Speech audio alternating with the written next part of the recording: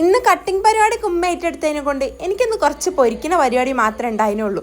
ഞാൻ എത്തുമ്പോൾ തന്നെ ഉമ്മ ഓൾമോസ്റ്റ് കട്ടിങ് പരിപാടിയും കാര്യങ്ങളൊക്കെ സെറ്റാക്കി വെച്ചിട്ടുണ്ടായിരുന്നു. ഇന്ന് നമുക്ക് പലഹാരമായിട്ടുണ്ടായിരുന്നു സമൂസ ഷീറ്റിനുള്ളിൽ കുറച്ച് സ്റ്റഫിങ്സ് വെച്ചിട്ടുള്ള ഒരു ഐറ്റം ആയിരുന്നു. അത് നല്ലൊരു അടാർ ഐറ്റമാണ്. അപ്പോഴത്തേനും തന്നെ ഉമ്മ എനിക്ക് ജ്യൂസ് അടിക്കാനുള്ള കാര്യങ്ങളൊക്കെ സെറ്റാക്കി തന്ന്. ഇത് പൊരിക്കാന്ന് പറയുന്നത് അത്ര നിസ്സാര പരിപാടിയൊന്നുമല്ല. ഒന്നങ്ങ് കരിയോ മുരിയോ ചെയ്ത് കഴിഞ്ഞാൽ സംഭവം അങ്ങ് കയ്യിൽ നിന്ന് പോയില്ലേ. ഇന്ന് പിന്നെ നമുക്ക് ബനാനനെ കൊണ്ടൊരു ഉള്ളിലൊരു സ്റ്റഫിങ്ങും കാര്യങ്ങളും വെച്ചിട്ടുള്ള ഒരു കേക്കും ആയിരുന്നു. ബനാനാണ് പുറത്തുണ്ടാവുക, നല്ല അടിപൊളി സാധനം. അപ്പോൾ തന്നെ ഇറയും ഞാനും കൂടി നിന്ന് ജ്യൂസും കാര്യങ്ങളൊക്കെ അടിച്ച് എല്ലാം കൂടി അങ്ങ് ടേബിളിൽ സെറ്റ് ചെയ്തിച്ച് ഈ ടേബിളിലെല്ലാം നോമ്പുറക്കുന്നതിന് മുമ്പ് തന്നെ സെറ്റാക്കി വെക്കുമ്പോൾ ഉണ്ടാകുന്ന ഒരു സുഖം ഉണ്ടല്ലോ, അത് വേറെ ഒന്നിനും കിട്ടൂല. അതൊക്കെ കഴിഞ്ഞ് ഈ നോമ്പ് തുറന്ന് കഴിയുമ്പോൾ ആഹാ എന്ത് രസമാണെന്നറിയോ. അത്രയും നേരം വെള്ളം കുടിക്കാതെ നിന്ന് പിന്നെ വെള്ളം കുടിക്കുമ്പോൾ ഒരു സമാധാനം. അങ്ങനെ അതൊക്കെ കഴിഞ്ഞ് മെയിൻ കോഴ്സായിട്ട് നമുക്കിന്ന് മന്തി അതിനുണ്ടായിരുന്നത്.